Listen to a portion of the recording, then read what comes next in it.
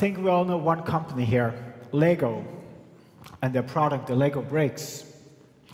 I don't know any company with as many external touch points as Lego has. They even have an interesting term for it, AFOL, Adult Fans of Lego. It's just one of the many community types that Lego has. But yet, 3 months ago, Lego did something quite interesting. They created a new position, Senior Director of Open Innovation. Someone should scratch their heads here, because a company like Lego, for all the external contacts, didn't they have a position like this 5 years ago? No, they just got started. And I had the pleasure of working with this guy on creating part of the open innovation strategy at Lego. And during our discussions, I asked him, why are you actually going to do this? What is the purpose? And he said, we have no choice. We have to open up our innovation efforts. And why? Well, our customers, they simply demand to be part of the product and service development taking place at Lego. They want to.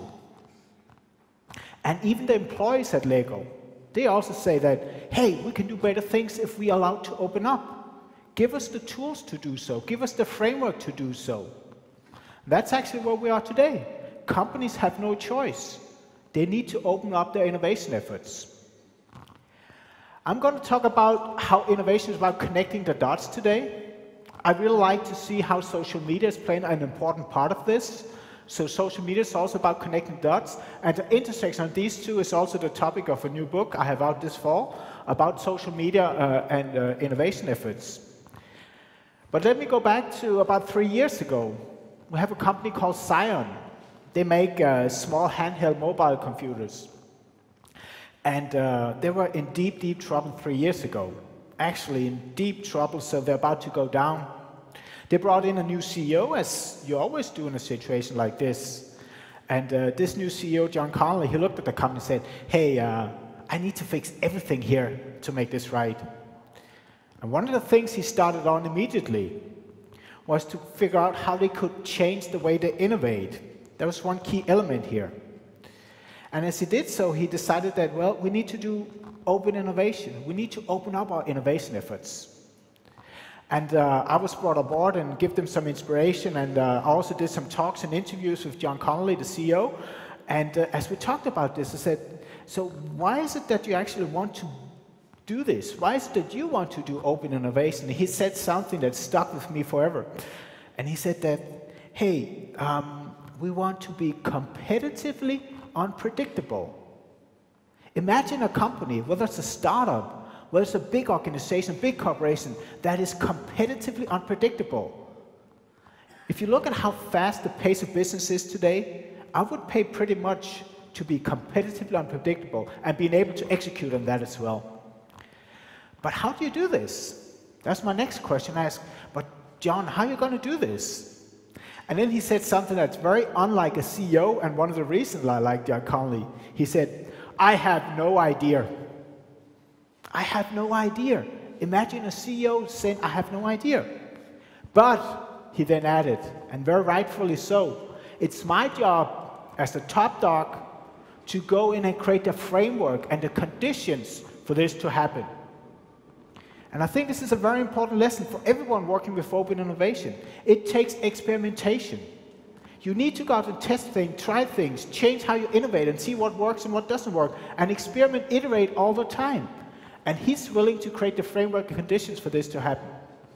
And by the way, for these guys in here interested in social media and how you can use this for innovation, the same goes for that. When I'm asked about what innovation is, I try not to answer the question. The thing is that if I were to ask you guys, what innovation is, I get 10 qualified answers, different answers, but 10 qualified different answers. If I ask what open innovation is, I would get another 10 qualified answers. So what's the point? Companies, the companies I work with, they need to define their own way of open innovation. They need to find their own corporate definition of what innovation means to them. Be able to tell them to their employees. Be able to tell them to their partners. However, in my book, I wrote, actually I got my books with me, and I can tell you that At the end of this session, if you do have any question, I've got 6 books, so 6 questions would be 6 books for you guys. And usually I do something else. If you don't have any questions, or if someone starts falling asleep, it's kind of dark in here, they're pretty good to throwing at people to keep you up on your toes. But I prefer to use them for questions, okay? But when I'm asked about, when I'm pressed a little bit about what open innovation is, I say it's about a mindset. It happens up here. Companies need to change their mindsets. They need to be able to take external input and use this together with the internal resources. Why? Because it's been proven over the last 5 years now that if you do so, you bring better innovation to market faster.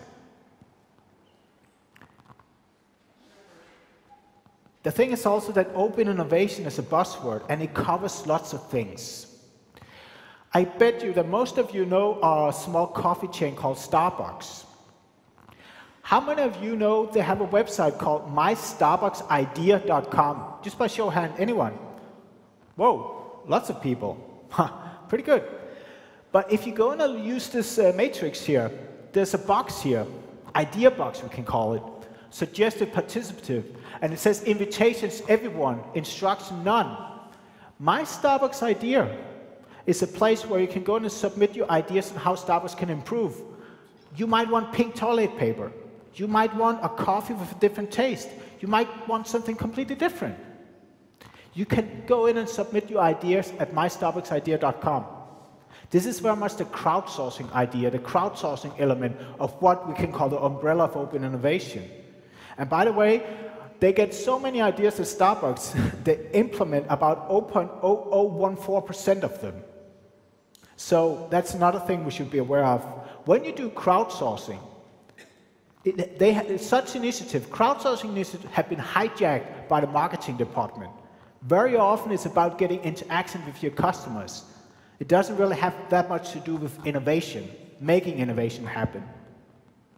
If you go further in this matrix, if you look at the top up here, it says directive, invitational. So it's a relatively few people, and it's directed. You might know companies like Innocentive, 9 Sigma. We call them innovation intermediaries. And what they can do is to go to a company and they have a problem, a solution seeker. We need a solution to our problems. So they're going to work with them and say, okay, here's your challenge, to help them frame it in the right wordings. And then they go to 9 Sigma Center have more than 2 million users in their databases. They go to these databases, but not all of them. Select some of them based on keywords. And then they match them together. And they get the right solution to the right problem solvers. And they solve the problem. This is what's called challenge-driven innovation.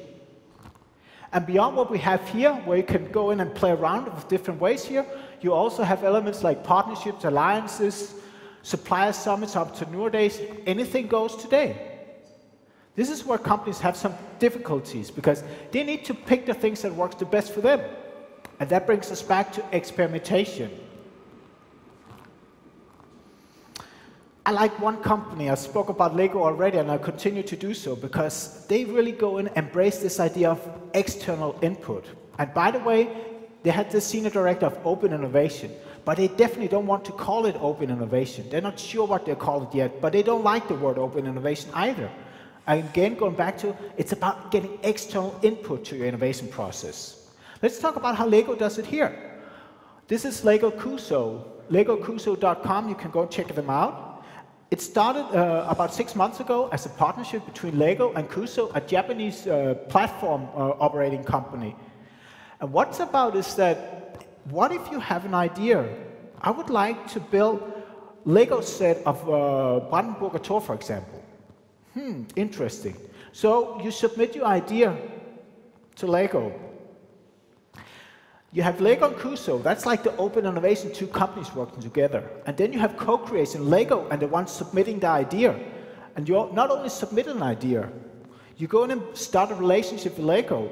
And this is where the crowdsourcing element kicks in. If you can get 10,000 people to support your idea, you're going to get money, revenues, if that product is made. And Lego has committed to make this product if they get 10,000 people to support the idea. Open innovation, co-creation, crowdsourcing, it all works together.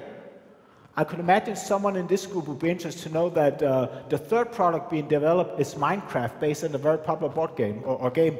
So it's coming out, I think, in June. This is how it works.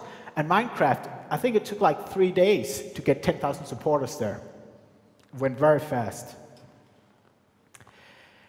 Going back to Procter Gamble, some of you might know Procter Gamble is viewed as the poster boy of open innovation. They started their initiative about 12 years ago. They even did something very smart, because something we fail to understand is that innovation and being better at innovation is very much about communicating better. And we have this old adage called R&D, research and development. It's kind of old-fashioned in the ways we're doing it today. Procter & Gamble realized this about 6-7 years ago. They started C+D, Connect plus Develop, their program of open innovation. I could talk a lot about Procter & Gamble. There's lots of interesting stories to say here. But what I would like to get to is that open innovation is a huge buzzword. And we will not talk about open innovation as a term 5 to 7 years from now. And the reason is it's going to happen just as it did at Procter & Gamble. To them, it's not internal innovation, external innovation. It's just innovation. It just flows together naturally. And the same thing 5 to 7 years from now, it's not going to be about open innovation. It's just innovation. But the difference is the external input, the element of external input is going to be much higher than what we see today. It's going to bring lots of interesting opportunities for big companies. I bet there's lots of entrepreneurs in here and service providers. There's going to be lots of interesting opportunities on that as well. Especially when we go in and bring in social media, because these companies, the big companies, have no idea on how to use social media for innovation efforts. If you can help them run communities, go in and get together with partners, innovation partners, in the B2B setting, there's some interesting opportunities for entrepreneurs. And something else is that there's 4 things that kind of defines how fast an industry will adapt to open innovation. 4 things. How long time does it take to produce the products or services? The innovation cycle here. How much money does it require? What about IPR? Is it necessary? Is it a huge element? And how conservative is the industry? And if you look at it like this way, you can take the fast-moving consumer good companies. Procter & Gamble, if you go to 7-Eleven, you can see half of the stores, their products. Not much of that requires lots of IPR. It doesn't take a long time, a couple of months perhaps, to bring out a new potato chip, or gel, whatever. Not much very conservative. Anything kind of goes. You can really test things out here. Take it to the other side. In pharma, you have a completely different picture. And you will find most industries will be like medtech in the middle of here. But everyone is getting there. Everyone has to open up. You don't have a choice today. If you go in and look what it takes on a personal level to do well on innovation, I'd like to go back about 10 years. A consulting company called Dublin went out to look into why does 96% of all product innovation fail? It's ridiculous. What a waste. And something they looked at and then came up in hindsight with was what they call the 10 types of innovation. And interesting enough, someone else did some research based on this and said, if you look at our innovation efforts, where do we put our money, our resources? You're right, products and services. This is where we put our money. Then if you put your money here, this is also where you should expect to get the right outcome. The best outcome, right? Wrong. This is the survey that came out.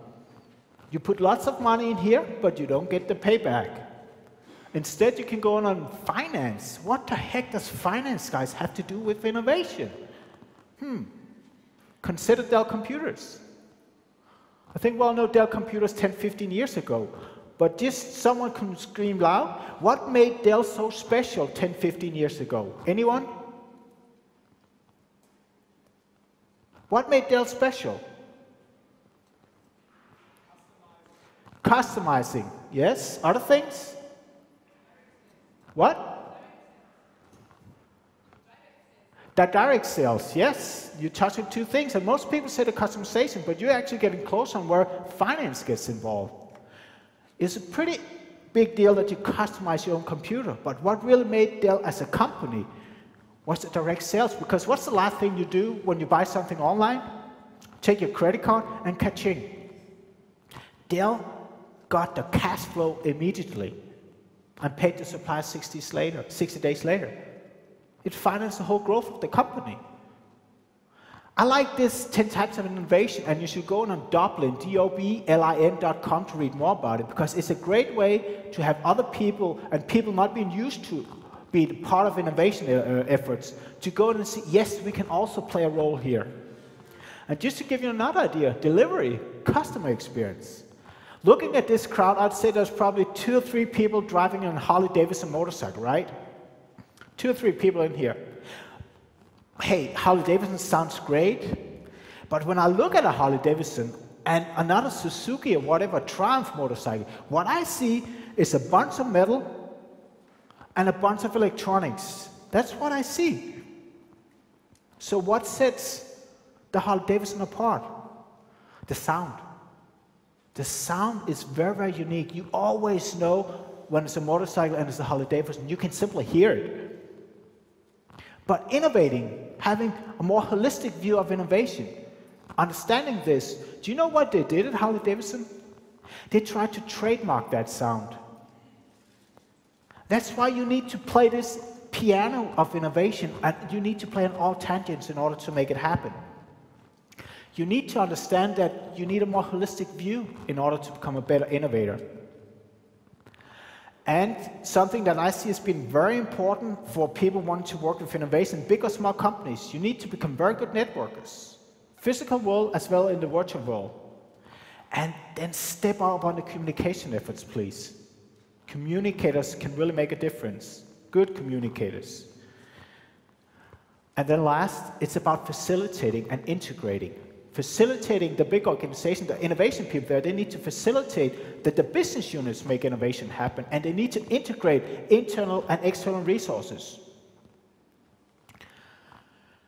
Let me move on to the internet plus social media. I had lunch with the head of Proctor Gamble's Connect and Develop unit 2 weeks ago. And as we were sitting there having a discussion, he said that, well, I see that the internet and social media are the key drivers for open innovation. That was quite interesting. Here's one of the leaders, the leader perhaps of open innovation. And he says that this is really what drives it now. It's interesting because I say it affects everyone. Well, at least if you're online and have access to the internet, and if you have access to social media, you can play a role when it comes to innovation. Not only in the B2B setting, which I usually operate in, but also in the B2C settings. And we've already seen this with all the crowdsourcing. We see lots of initiatives in which companies are using social media on the B2B side. They try out LinkedIn groups, but LinkedIn is broken. There's too much spam on LinkedIn to make those groups work. So they kind of fail pretty fast. You see a few corporate innovators being on Twitter, just getting started. You see lots of companies tapping into B2B communities right now. Not just the crowdsourcing, but also the B2B communities. And then we also see a pharma company getting into open innovation and social media. And recently, some of the crowdsourcing initiatives started, and now building further on that, they learned that we could actually get 4 to 5 years of ideas in just 6 months here. Better innovation faster. That's what's driving this game. So what are some of the benefits? I think the first 2 are kind of obvious here.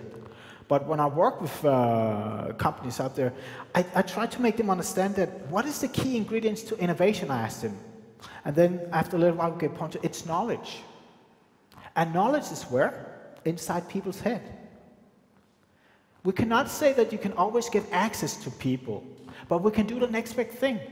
We can easily identify people.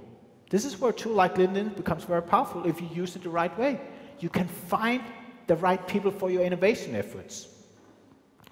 What about Twitter? Is it just about writing what you just had for brunch or for breakfast or whatever? Is it about what you're going to do with your kids today? No, it's the most powerful tool for business intelligence right now. If you go and download TweetDeck and you start setting up your search filters, it becomes a very powerful tool of getting good insights fast. I used to follow 20 to 30 blogs and had to visit them every week. I don't do that anymore. I just have my Twitter stream, open innovations, my search on TweetDeck. That's where I get all my information.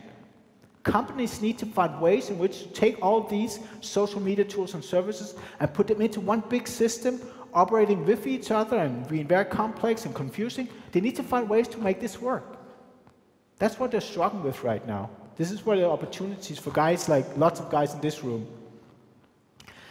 And getting back to the communication and marketing, you know that when you look at corporate innovation units, like Deutsche Telekom, for example, or other units like that, it used to be they made the innovation happen, and then they handed it over to the marketing departments. So anything that had to do with branding, marketing, and something like that was all about the innovation outcomes.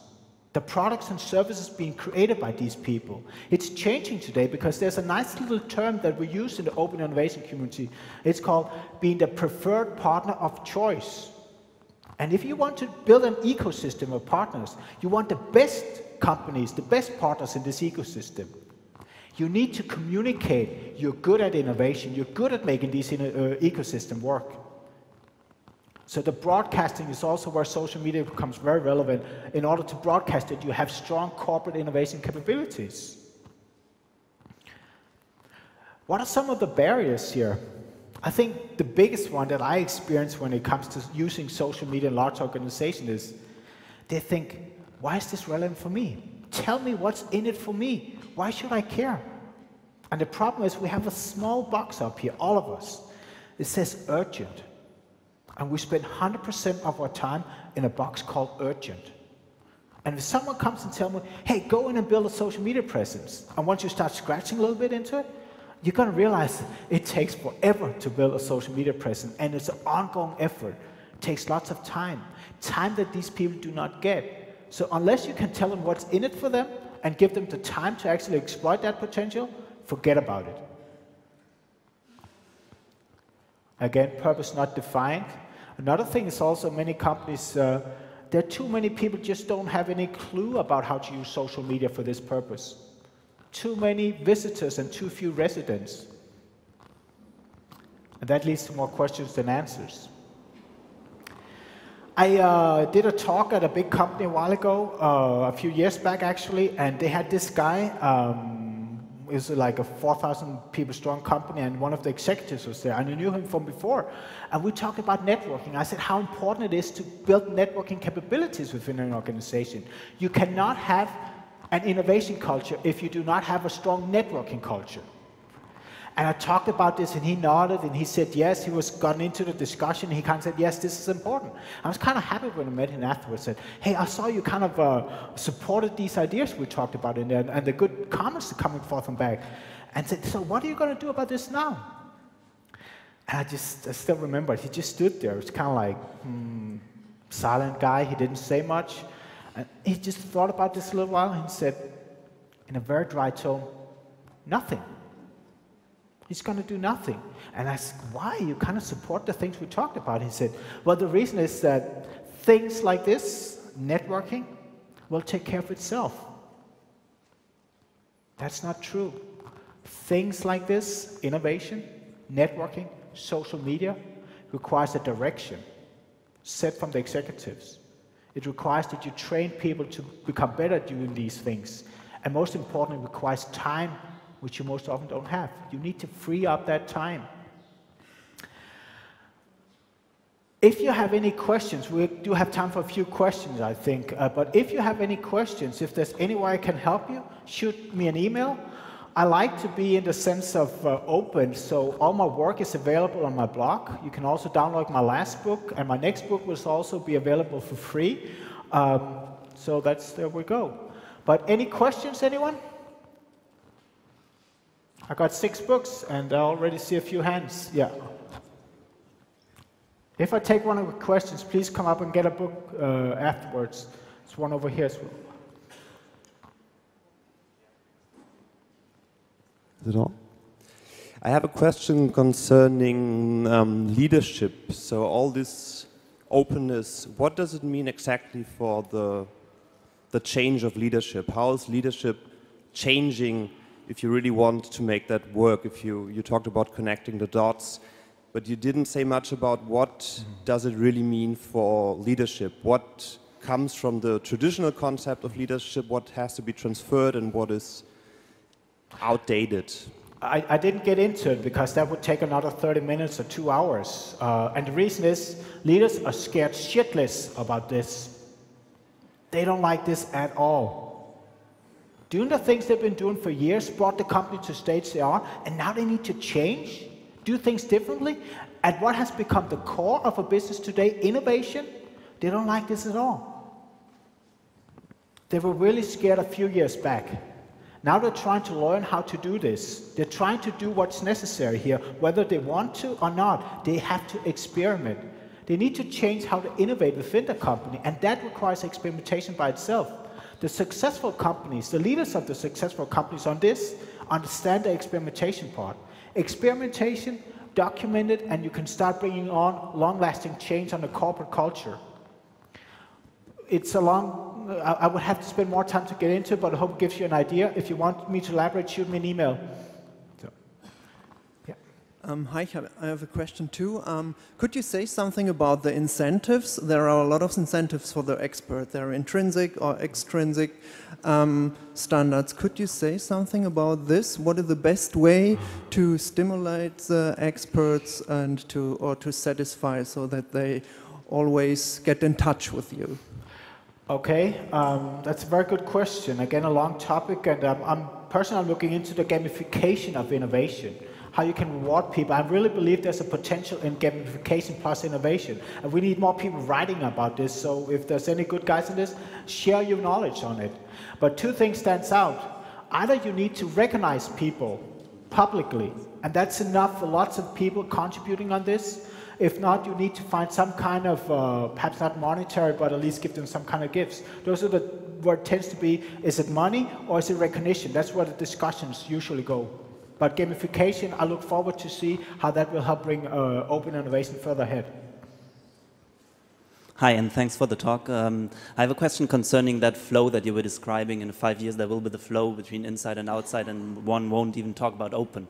But I'm wondering a bit, because one of the constraints that you were mentioning was also the intellectual property rights. And I would like you to elaborate a bit on how open would that flow be from the inside to the outside as well? I mean, is there any way that companies would also think of community intellectual property rights that are owned by the community and then basically have still a working business model? Thanks. IPR is a paradox when it comes to open innovation, because a few years back, all we talked about at conference was, how can you do this without losing your intellectual property? Companies find ways to deal with this, and basically it's about having the lawyers having a more offensive and business mindset, and then it got solved. But it's also interesting because when you look at ecosystems, setting each other up, what they do is one ecosystem fighting another ecosystem and clash.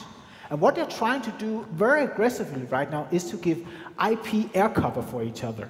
So it's not just what one company has, it's what the group, the ecosystem has of IP, and how can they use this to build new products and services or go out and hinder the other ones to go and do things. There's lots of stuff going on here. It doesn't stop open innovation. They've worked around that element, and now it's more about how to use this much more strategically. I actually believed a year ago that open intellectual property will become less important on open innovation, but I changed my mind because there's lots of ways in which the air cover thing is getting quite important right now. Okay. What do you think about a corporate vision? Because if you have all this innovation, you have to make decisions. What innovation is worth to work on it and what's not, and how do you get this decision? Can you just the question again? I thought if you don't have a corporate vision, you don't know which innovation is worth the work to get it better. So I think most of the companies don't lack of innovation, they lack of the vision to know what's the right thing to do. I agree on that. It's amazing when you go work with companies how few of them actually have a corporate innovation strategy. And I think that, yes, they could innovate, and I would say innovation only succeeds in about 20% of the cases. And one of the reasons is they are not strong enough of setting the vision, the corporate innovation strategy, aligning this with the overall corporate strategy. If they did so, they would be much better prepared for times like what we have right now, where you see corporate innovations are being cut down because of the crisis. If they were more focused on what's really important on the longer term perspective, it would work better. Strategies are not that well developed when it comes to innovation at many corporations. Stephen, I'm sorry, due to our schedule, we have to stop here because we have to prepare the next session. Of course. But I think you're available for any questions. Shoot me an email, get in touch on Twitter. I look forward to hearing from you. It was a pleasure being here. Thank you very much. Yeah.